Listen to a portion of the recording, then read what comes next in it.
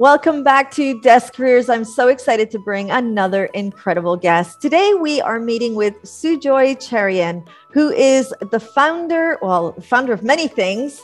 We're going to begin with right at the top, founder of Option1LIVE, ODS Films, ODS Labs, ODS Boutique, and Food and Furious YouTube series. Sujoy has always been immensely passionate about innovation, the future, his ardent desire to incorporate cutting-edge technology on his project and his everyday life.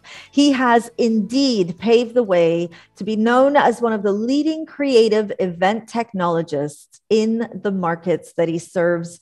I feel like we need to be giving you a great big round of applause. Sujoy, what an honor it is to have you here talking with our students. I think just the stories that you're going to tell us today about your career journey is enough to keep us as inspired as we want to be. But Sujoy, right before we get into the concept of what you're doing today, I'd like to take you right back to those younger years. Right in front of you in the audience are aspiring adolescents who are currently learning about media, some of them aspiring to go into the industry, others quite unsure about how they're going to be using it, and still others, this might be the moment for them where the big epiphany hits and they think, oh, wow, I want to do what Sujoy does. Did you always know as an adolescent that this was what you wanted to do?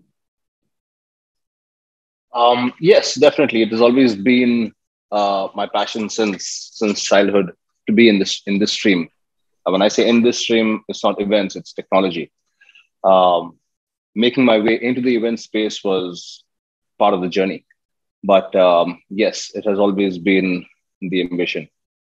Absolutely incredible. So I know watching this as well will be students who have taken media studies, and some of them are feeling, is it academic enough? What will I do with it? How will I take it? When you're meeting with people who went down more of an academic, the traditional sense of an academic pathway, and you're sitting here doing all the things that you're doing in quite a nice office, I have to say. Anybody looking at this right now is going to be like, what a cool background. What do you say to those students who feel that the industry is very creative, but they want to kind of align with the pathway of a more academic sense? There are a lot of verticals within this industry, and you could choose any of these paths and excel in them, because you have audio, you have video, you have lights, special effects, and these were the few options you had 10, 15 years ago. Today, there's artificial intelligence, there's engineering involved, there's robotics involved. And with all of those doors now open in our industry, and using that technology and that know-how in our space gives you, so many options and so many diverse fields to get into and still stay within the entertainment, media, and technology industry. Amazing.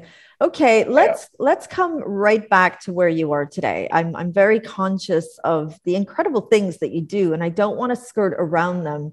So take me through. I mean, I'm looking at the list and I'm like, Food and Furious YouTube series. Where does that fit in? So maybe talk us through Option1LIVE and how ODS, I mean, the multiple things that you do with ODS Films, Labs, and Boutique, and then Food and Furious. Where did that idea come from?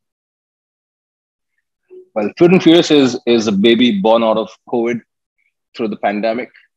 I had a film division with a large number of staff positioned here in Dubai, Pune, Mumbai, Philippines.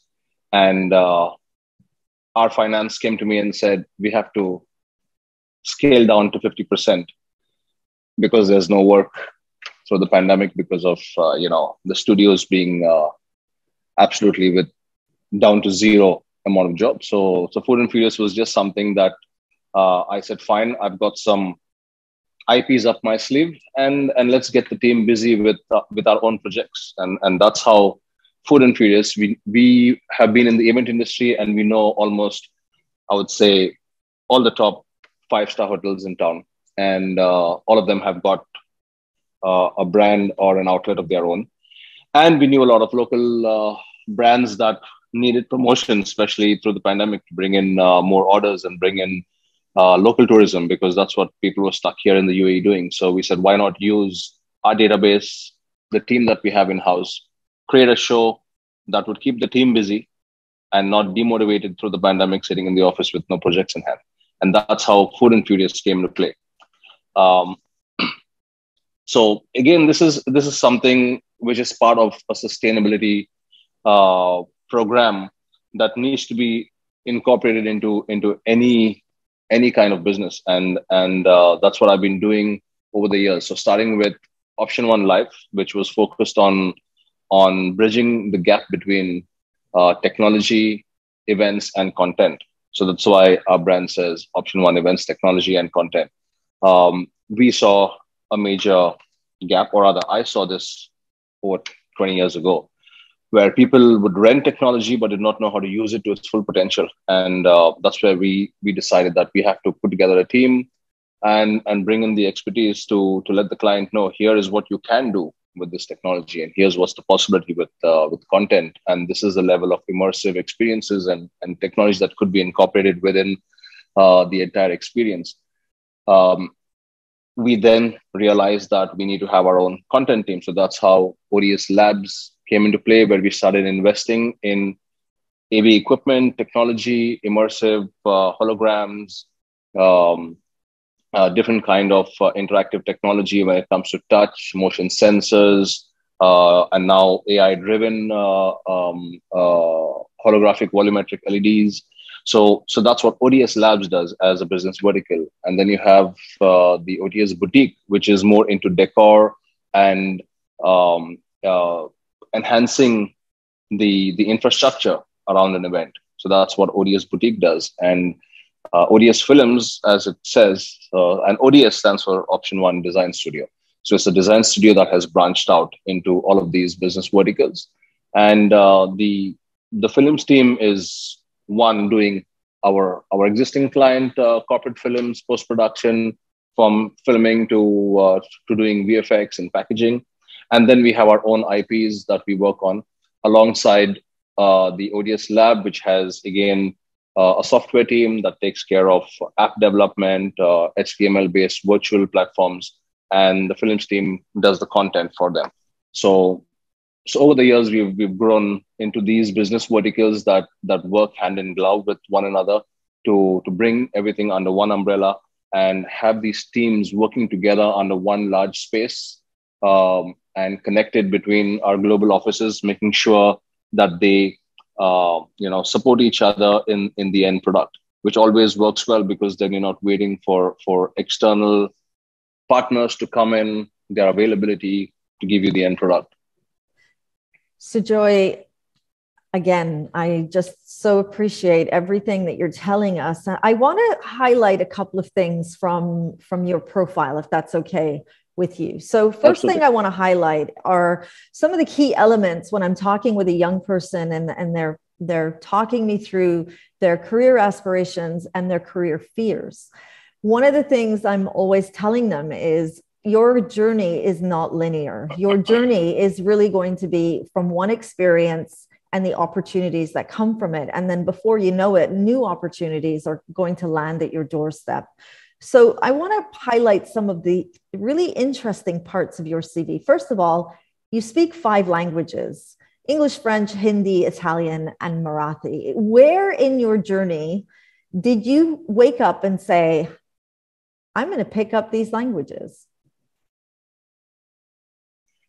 Well, in the Indian syllabus, you always have a foreign language choice. So that's where I chose French. English was a language spoken at home.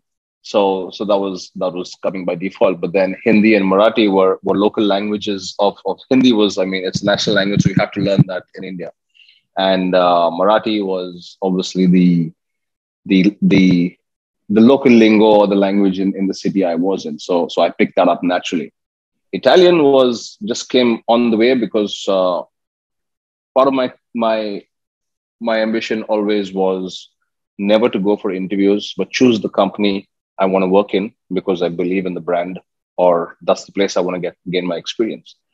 And the 3 jobs I've done before starting my career in Option1 has been companies I have chosen and gone there and said, this is a job I'm going to take up and employ me at any price you feel suitable. And that's been my journey. I've never done a CV. I've never gone for interviews. I've called the people I wanted to get employed at and walked into those places and made sure I got the job. So it's choices that you make in life like this that would define what comes next. And the first company was an Italian company. And they asked me, do you speak Italian? I said, yeah, but I'm living in Dubai. I'm going to connect you between the languages that are spoken in Dubai, which is Arabic, English, and Hindi at that time, because that's what the labor spoke. And I said, I'm going to bridge that gap for you. And in the meantime, I want to learn all the tech that you all play with. Fantastic. And then let's look at your academic journey. So sitting in front of us, we have students taking media studies, but also students thinking about post-secondary education. I mean, you started with a bachelor's of science, you continued with a master's in business administration, and here you are, you're a serial founder. So you're definitely in the business, but you're in the creative industry. Where does science and an MBA fit into the picture? And if it didn't, how did it bring everything that you're doing today? How does it all come together and make sense for you? Well, while I was doing my science, I also partly did NIIT, which is learning language and IT and coding, programming. And I also did a diploma in audio engineering. So all of these things were my side passion, which obviously my parents wanted me to go in one direction, and then I had a passion. So I chose to do things parallelly because it was always, something that fascinated me is designing and technology and automation. And a lot of people said, you need to choose, engineering and get into that space, or choose a very specific area of studies. But I always felt that if I wanted to get into the media and entertainment space, this would require knowledge in certain areas. And you couldn't choose to study everything. So you choose to get your foundation right. So that's why software, understanding languages, getting into audio engineering so that I understand, how audio works at that time, that was the cool thing. And then over time, realizing that the new technology and new age has new demands. So you have to constantly keep studying, that it never ends. Once I got into my first organization, which was TechnoPro, that's where I learned the need for expanding my knowledge in the video technology space. So that's where I started to get into deep learning in terms of resolutions and how technology works and how content works on these technologies. How do they interlink? How do you control massive canvases that are way larger than your usual HD or 4K? That time, the only thing you heard was of HD, and we were doing screens which were of 12K, 16K in the early 2000s. So that was magic for me. And that's a constant learning process. So one is your academics, but you have to choose what's your area of interest. And then there are specific, things you need to learn in each of these technology spaces that you may choose. If you want to get into editing, there are so many options. If you want to get into audio, there are so many options. If you want to get into video, there are tons of options. There are new products launched every day. All that you learned in the previous years is obsolete. For example, there was a new product launched yesterday by DJI, which is completely new. So everything that you've learned in videography is reset if you want to choose to use that product, right? So that's how fast technology advances, and that's not how fast the academics or the curriculum advances. So those are your foundations. It's all about you choosing in which direction you want to go, and then start to learn everything in that process. Fantastic. Take me through what you look for in young talent. So we have a young person that's like, Miss V, I want to get out there. I want to gain experiences. How do I do it? Are they going to look for my degree? I've just heard you say, academics is not as fast as the evolving technology and the way that the industry is evolving. You got to have to kind of find your way in both worlds. How do they prepare themselves to get that first job? I mean, the confidence you had in choosing your organization based on the brands that you wanted to be supporting. I mean, just calling up the company or setting an interview up, that takes a lot of confidence. How do they do that? And what kinds of things should they be preparing themselves for? Well, one is your academics. Of course, it adds a lot of value to your CV to know that the foundation is in place. So never get the message wrong that academics doesn't matter, right? So you have to have your foundation in place. But with foundation, what people like me in the industry would look for is logic, to see what have you done and how you've done things through your internship programs, through the activities probably you've engaged within your institution or your college days. All of this is what we look at. One is, okay, you've studied something and you've got the foundation in place, but a few tests would define how well you have absorbed all of that information over the years of your study. What really matters is, in the end, experience, right? And how do you show experience without having your first job? So that would be you getting involved in internship programs, getting involved in other activities within your campus, utilizing your skills and showing that off within your CV. So this is something that we, at least as Option One, have always focused on. We look at, okay, fine, that's your area of study, and that's what you've done. But what have you done in the real world? So the real world experiences really add a lot to your experience over the years, and this is nonstop, right? With every job, it just keeps adding on. So always look at what could you do over and above what you're studying, and put that into action. Maybe your own projects, depending on what you're studying, creating your own, kind of mission of 3 months of working out on something which showcases your skill set. As amateur as it may be, you can always get support from your colleagues. You can always get support from your teachers. But that's what really counts. It's when we are, for example, hiring an editor as an intern, we don't ask them what all softwares he's learned. We ask him to show us, or her to show us, what has been the output of what they've learned through any projects that they've done. And that's where we judge their capabilities and then put them obviously onto a program. Very interesting. Now, we are working on the music industry as one of our focuses in the media department. What tips can you offer a student working on their project that they're working on with promotional videos, and in looking at the graphic elements of their graphic design? So you're seeing promotional videos, which should be like a project, or to promote their own work? To promote their projects. Their projects, right? Yeah. So something like this, I mean, there's always tons of projects that are running parallel, first of all, in any city that you may be in right now. Getting involved, reaching out to studios, reaching out to production houses, and asking them to give you an opportunity to just be part of those shoots would give you an advantage in the end working on your project, because then you get an on-field experience. It's something else doing it in your classroom and in your studio. It's a different environment when you go on field or on an actual production. You don't need to go in as a specific role.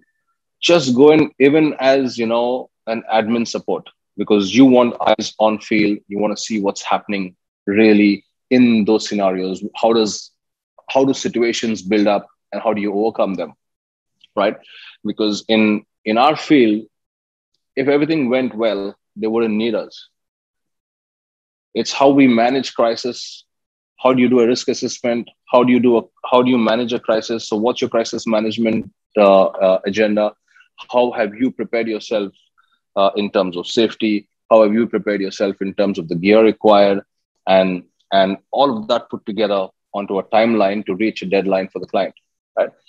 Working under that pressure is completely different from your average projects that you want to submit. So I would say try to get those opportunities within the cities you are in, and get that field experience in turn, and then jump into your projects, because that would give you a completely different perspective on how you work on your production. When it comes to output of a production that you're doing, part of your project, always look at what is going to be the anchor. What's going to be that one wow factor? Don't try to put in everything, right? That could make a mess of things.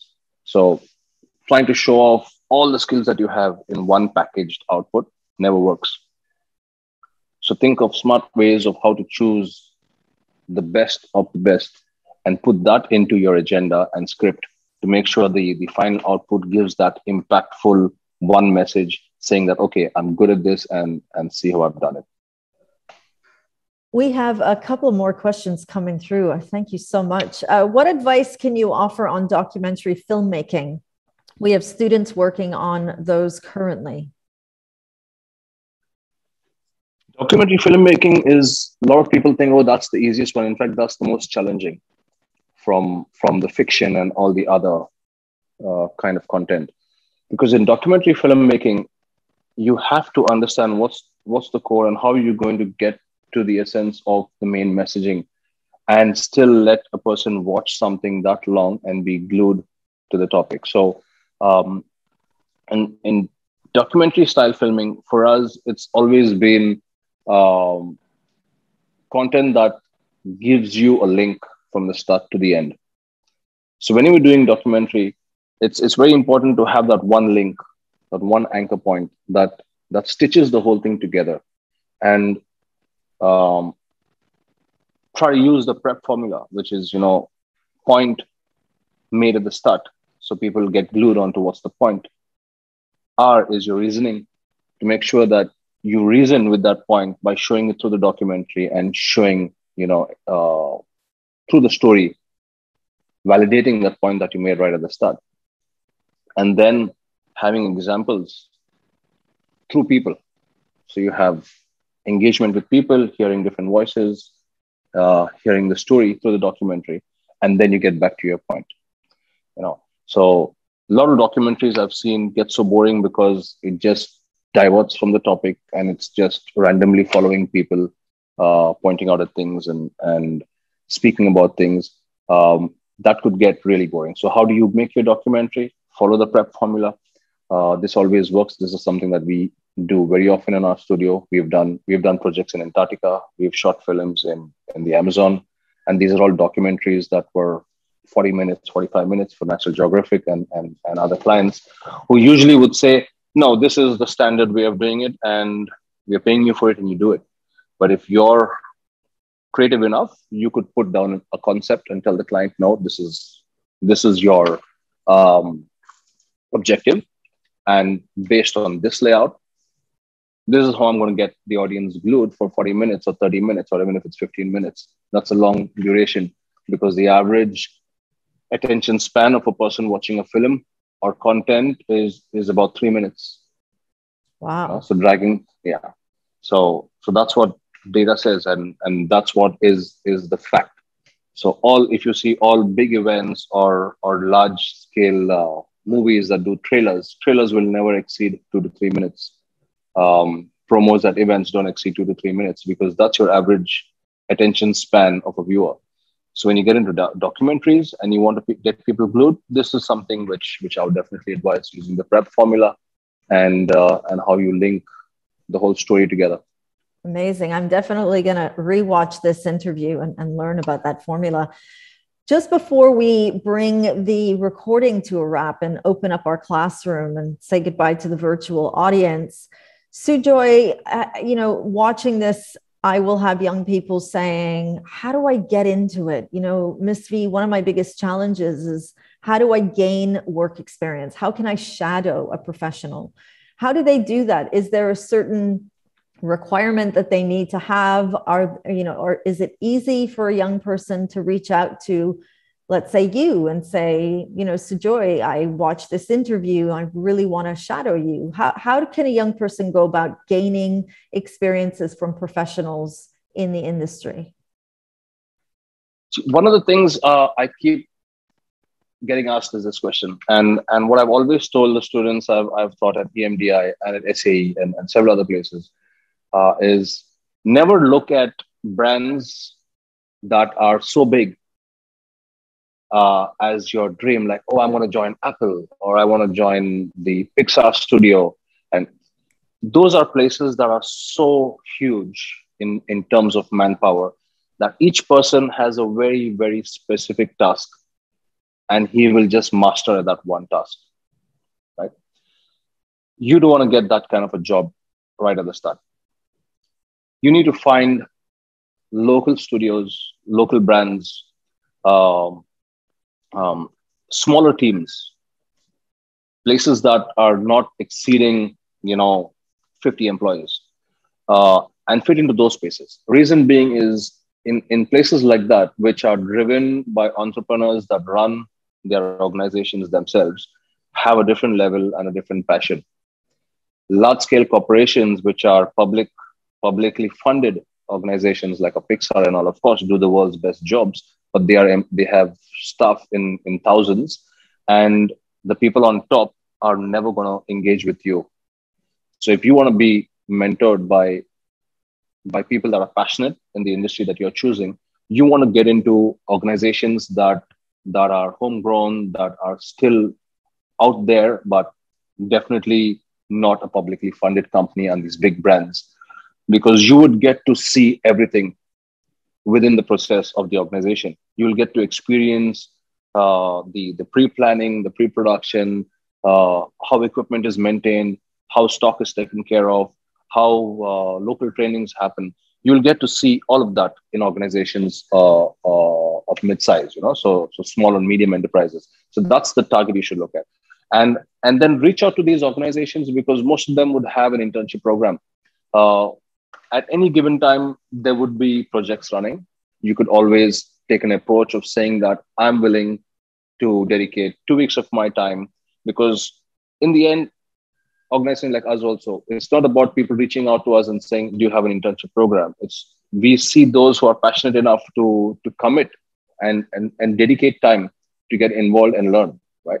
So in such programs, you can't do something for 2 or 3 days. It has to be a couple of weeks. It could be spread out, but then getting involved on a project and then jumping out again would not give you the experience you want. So always make that a flexible choice. Choose an organization and decide, if you're going ahead with that organization, if you see that they have the required infrastructure in place for you to experience the areas that you want to get experienced in. So if you may be wanting to get into post-production, but there's no harm in getting to know what happens in pre-production, making sure what happens in logistics, in managing crew, in timelines, in production timelines, in client servicing. You have to get experience in all of these spaces. It's just like most of the industries in I would say in shipping, or let's take shipping for example. You start off as a cadet.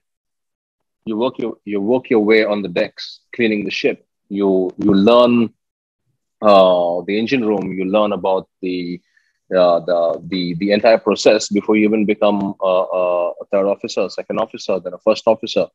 By the time you actually become a captain, it's a good 15 years. But when you're a captain, you know even how the toilets are cleaned on the ship, right? So the objective was always to become a captain, and you've started a course, but then you go through all these steps. The same thing happens in the F&B industry. You join hotel management, you get to learn how to carry plates. You get to learn, that you want to be a general manager of the hotel someday, or you want to get into cooking, or you want to be a chef. You still have to go through all of that in the hotel management school. In our industry, that's not been the practice. People are getting very specific in their areas of expertise and then don't get to understand what happens in other departments. So sort of summarize that, choose a company that's local, a company that's a medium size, which would give you exposure to the entire process. Fantastic. And I'm also hearing you say, without the words, keep the ego outside and be humble and appreciate the little experiences, because they climb Absolutely and amount to large experiences.